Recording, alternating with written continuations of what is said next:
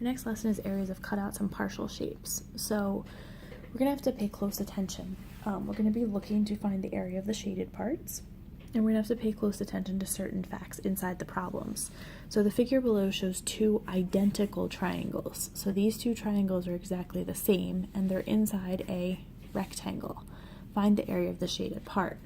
So basically, when I think about this, we're going to be doing the rectangle, and we're going to be taking away those two triangles. But since the triangles are the same, we could just find the area of one and multiply it by 2. So my rectangle is length times width, and I'm going to be subtracting 2 times 1/2 times base times height. Looking at my rectangle, it's 20 by 8. So 20 times 8 minus 2 times 1/2 times. We need to look at just one of the triangles. If you notice, this one has the two pieces here, and if it's a rectangle, that's a right angle. So there is my height of 8 and my base of 8. So if I do 20 times 8, I get 160. 2 times 1/2 times 8 is going to give me 64. So if I do 160 minus 64, I get 96 square centimeters for that area right there. In this one, ABCD is a square, so that's important. It tells me all the sides are the same.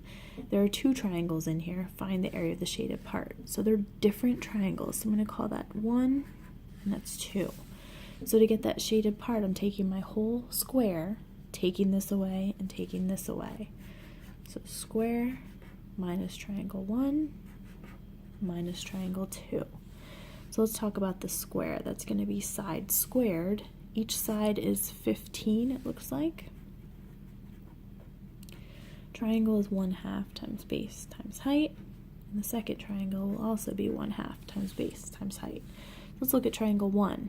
This would be a right angle because it's a square. Base and height would be right here, and they're both sides of the triangle. So it's just going to be 1/2 times 15 times 15. And in triangle 2, sorry, I said triangle, sides of the square. And in triangle 2, we're going to have 1/2 times the base times the height, which is going to happen here. So one of those is 13, but what is this area here? Whole side of the square is 15. 10 gets used up. We're going to have 5 yards left. So my base would be 5, and my height would be 13 then. Oops. So we're going to get 225 minus 112.5 minus 32.5. So if I do 225 minus 112.5 minus 32.5, I get 80 square yards. Next example here, we have a trapezoid, and we're going to find the area of the shaded region, so this part here. So we have a trapezoid minus this triangle that's right here. So we're going to do trapezoid minus triangle. So this is 1/2 times the height, base 1 plus base 2, minus 1/2 times base times height. Knowing your formulas is really important here, or being able to locate them. So look at your trapezoid, 1/2 times. Height is 16. The bases are 18 and 31. Your triangle, this is going to be your base and your height. So this is the 16 again, and your base is 18. So 18 times 16. So you are going to get, for your trapezoid, you're going to get 392.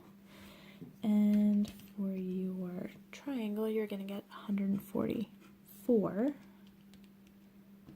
If you subtract them, you're going to get 248 square units. Two more examples here. For the top one, we're going to find the area of the shaded region. So basically, we're going to start off with the big rectangle. We're going to take away this small rectangle because that is not shaded anymore. And then we have to add back in this area. So we're going to start with the big one. We're going to take away the medium one. and add back in the long skinny one. So they're all length times width. So the big one is 42 by 36 minus the small one, which is 24 by 32, plus the really little one, which is 10 by 4. So 42 by 36 gives me 1,512.